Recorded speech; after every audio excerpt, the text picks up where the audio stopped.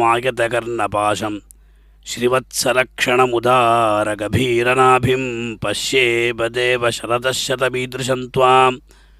స్వామి, ఎల్లప్పుడూ కూడా నిన్ను దర్శించుకోవాలి. పశ్యేమ శరదశతం జీవేమ శరదశతమని వేదం చెప్పిన రీతిగా భక్తులందరూ కూడా పోటాపోటీగా అహమహిమికయా అన్న రీతిగా భగవంతుని దర్శించుకుంటూ ఉన్నారు. వాళ్ళ యొక్క నిజమైనటువంటి భక్తికి ఇదే తార్కాడు.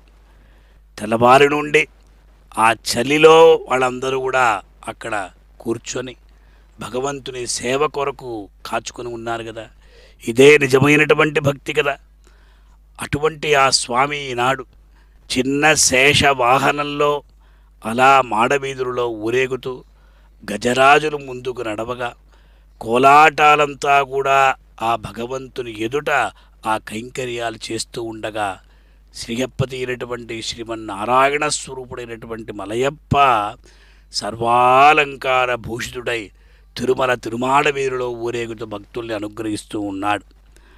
ఎల్లప్పుడూ కూడా స్వామిని దర్శించుకునేటువంటి సందర్భంలో మనం ఏం కోరాలి?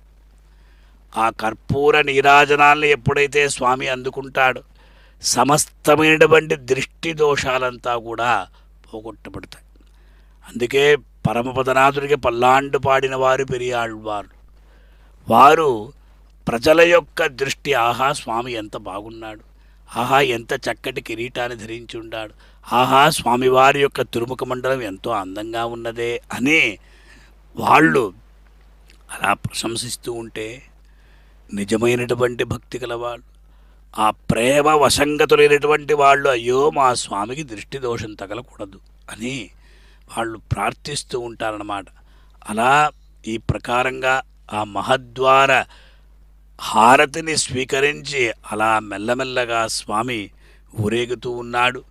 భక్తులందరూ కూడా ఎంతో భక్తి శ్రద్ధలతో స్వామివారిని దర్శించుకుంటూ ఉన్నారు. ఆ చిన్న శేష వాహనమని చెప్పినప్పుడు 5 పడగల శేషుడు. శేషుడు అంటేనే మిగిలిపోయేవాడు, భగవంతుని కైంకర్యం చేసేవాడు.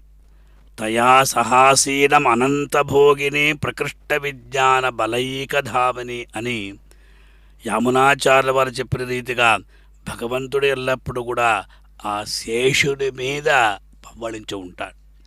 అది ఆదిశేషుడు కావచ్చు, వాసుకి కావచ్చు, అన్నీ కూడా సర్పజాతి అన్నీ కూడా స్వామివారి కైంకర్యం చేస్తున్నాయి. ఆ విషయాలు మనం ఎల్లప్పుడూ కూడా గుర్తుపెట్టుకోవాలి. ఎందుకంటే మనం కూడా శేషుడి వలె ఉండాలి. భగవంతుడొక్కడే శేషి, మనమందరం కూడా శేషభూతులం. అందువల్ల శేషి అనే శబ్దానికి భగవంతుడొక్కడే ఉంటాడు.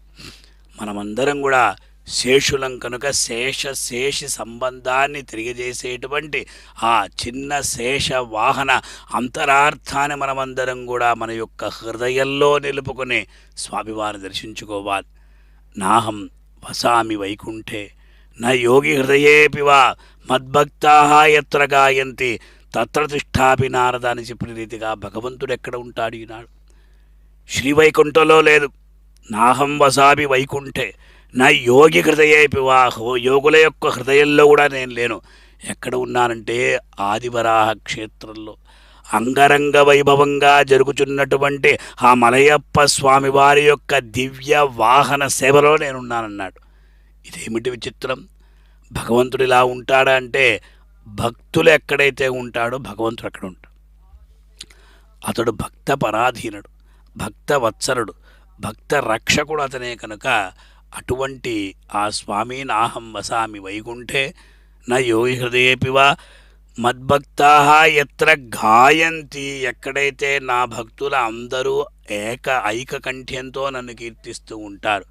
అఖిలాండం నుండి ఆ భగవంతుణ్ణి భక్తులు దర్శించుకుంటూ ఉన్నారు. ఆ ప్రాంగణమంతా కూడా నిండిపోయింది. తిరుమల క్షేత్రం భక్తులతో కిటకిటలాడుతూ ఉంది. ఇది బ్రహ్మోత్సవమా, ఇది గరుడ సేవ అని తెలియటం లేదు. అలా భక్తులందరూ కూడా ఎంతో భక్తి శ్రద్ధలతో ఈనాడు తిరుమల క్షేత్రానికి వచ్చున్నారు. తెల్లవారి మొదలుకొని రాత్రి వరకు జరిగేటువంటి వాహన సేవలంతా కూడా వీక్షించి తరించాలి అని భక్తుల యొక్క ఒక ఆకాంక్ష అన్నమాట. భగవంతుడా